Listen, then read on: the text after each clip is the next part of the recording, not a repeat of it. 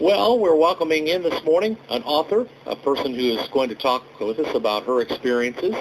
Her name is, and we go KT Jayne or Katie Jayne, or does it make any difference? Doesn't make any difference.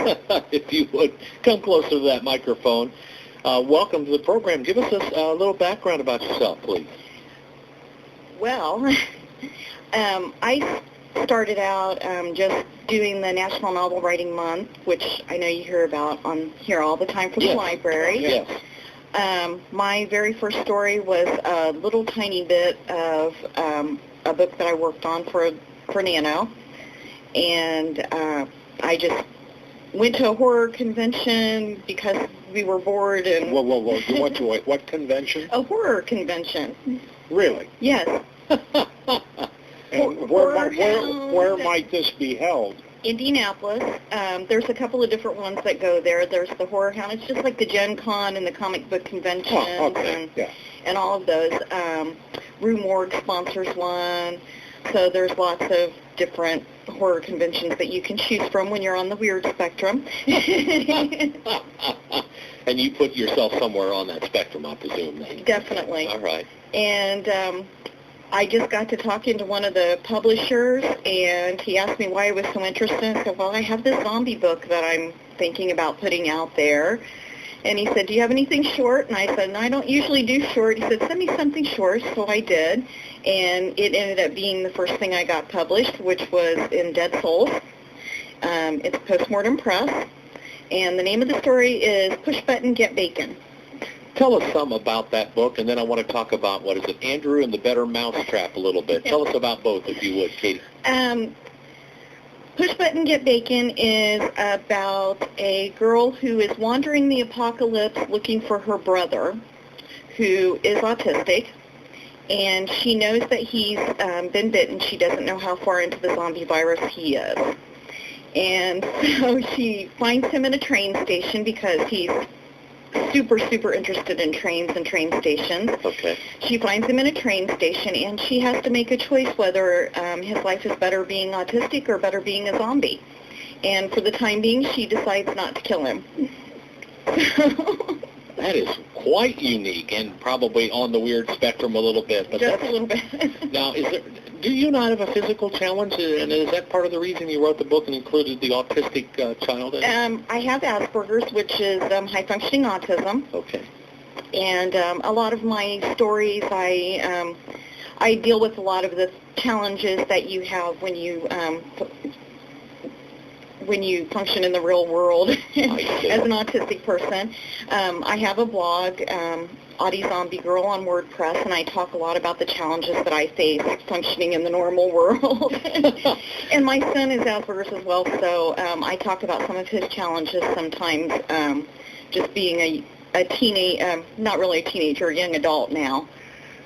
All right. Katie, why don't you tell us about Andrew and the Better Mousetrap a little bit, that short story, please. Andrew and the Better Mousetrap is in another anthology by Post Mortem Press called Fear of the Abyss. And it's about a man who owns a smart house, and he thinks that his smart house has become infested. He doesn't know with what. At the end of the story, he finds out that he's actually living in a dream world where they have taken all the artists and the creative people and they've locked them up in this building where they harvest their dreams for mass consumption. And he wakes up and they take over the mass consumption warehouse and wake up all the artists. So. Is there anything in particular that inspired you to write about this? I don't think anything in particular. I think about, I have a lot of spare time. I think about a lot of strange things. And so one of the things that I wonder about is what's going to happen to people who are very creative and very out there as the modern world kind of progresses. All right. We're with author KT Jayne. We're talking some about the short stories she has written and how she's been inspired to become a novel writer, if you will. I wonder if you would speak maybe to some people who are thinking, you know what, I'd like to put pen to paper and do this. What would you tell them to encourage them to go ahead and push forward with something like that? I push Nano on a lot of people because it forces you to just sit down and write 50,000 words. And it sounds very daunting when you sit down to do it, but I've done it every year for 10 or 11 years now. And it sounds really scary when you sit down to do it, but if you think about it, you're only writing 1,667 words a day, and you just sit down and start writing something. And you can write about anything. I encourage people to write about anything they can think about. Katie, are there some projects that are being worked on that we could kind of reveal to people, hey, look for this, Katie Jayne, in the near future? I have a nonfiction article coming out in a magazine called Jamais Vu, and it will be coming out in January, and it is Post Mortem Press's fledgling magazine effort. Okay. Now, is the Internet changing the way in which things get published these days? It is to some extent, and you just have to be very aware, and it's also changing the way we publicize ourselves, so we have a lot more opportunities to get out there. I have 2 stories on a podcast called Wicked Library as well, put out by another Post Mortem Press author. It's on iTunes and on the Stitcher app for Android phones. So those are just, it's really changing the way that we look at ourselves as authors and the way that we market ourselves. But you still want to be published in paper between covers. I don't know any author who that's not their dream. Okay. I just want to be reassured. I still want books. But anymore, I just think the world is changing so much it doesn't matter. There's always going to be people who like books, and there's going to be... I'm definitely a book person, but I've changed to Kindle, and I love my Kindle app, and I use it all the time. I like not having a half a suitcase full of books when we go on vacation. All right.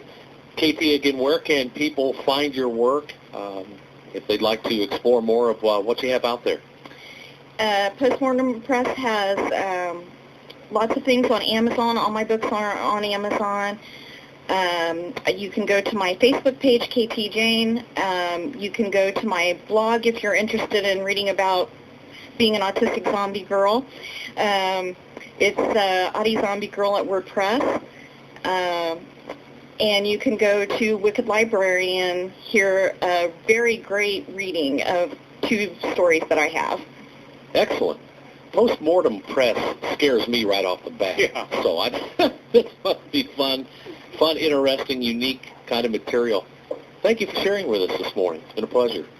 Thank you. Appreciate it. Again, we thank Katie Jayne for joining us today, and we wish her all the best, and hopefully you're a little more inspired to write. Mr. Breen, are you more inspired? Now that the people are still reading books between the covers? That makes me feel good. Okay. Ed has the Thanksgiving holiday forecast. Jim has all the